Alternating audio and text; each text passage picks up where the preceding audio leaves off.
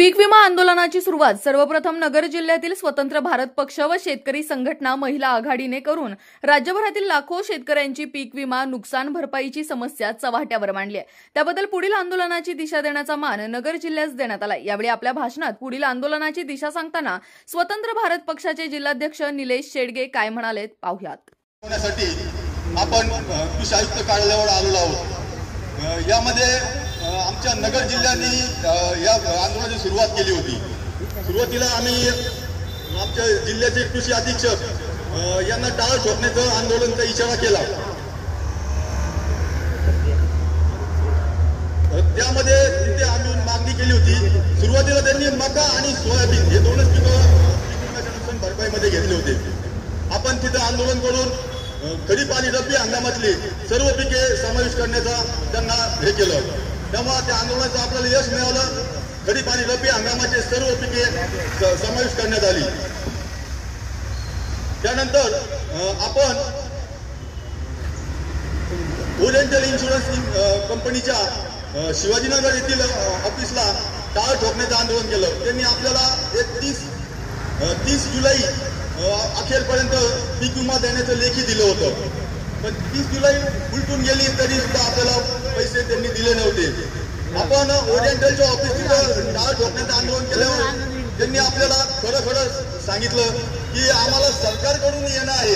जवळजवळ सरकारकडून त्यांना 2027 कोटी रुपयाचं घेणं आहे, जो आपण 1 रुपयात पीक विमा भरला होता। उरलेला प्रीमियम सरकार भरतं। तर 1.5 वर्ष झाले सरकारने आपल्या वाट्याचा 1 रुपयाचा जो शिल्लक प्रीमियम आहे तो विमा कंपनीला दिलेला नाही।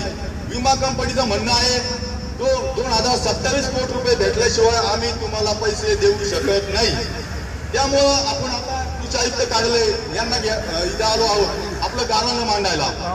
आता हे पैशाचं सरकारने पैसे दिले तर विमा कंपनी आपल्याला देणार आहे। त्याचबरोबर आम्ही आमच्या जिल्ह्यातले पालकमंत्री राधाकृष्ण विखे पाटील, आमच्या जिल्ह्याचे 12 आमदार, 2 खासदार यांना मी स्वतः निवेदन पाठवले। पालकमंत्री विखे पाटील यांना मी स्वतः भेटलो, यांना निवेदन दिले, तरी त्यांनी पाऊ करतो ठेवतो असे नेहमी आश्वासनं दिले।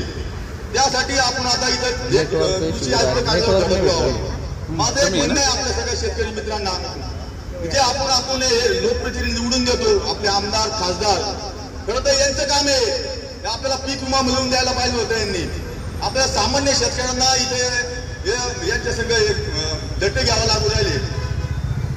इथून पुढे आता आपण इथून गेल्यावर आपल्या मतदारसंघातले जे आमदार खासदार यांना जाब विचारायचा आहे, आमच्या पैशाचं तुम्ही केलं काय?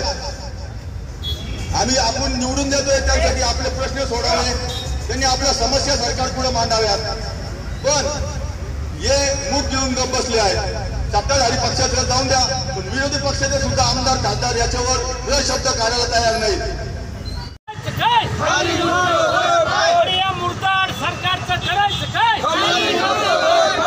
मुर्दार सरकारचं करायचं काय?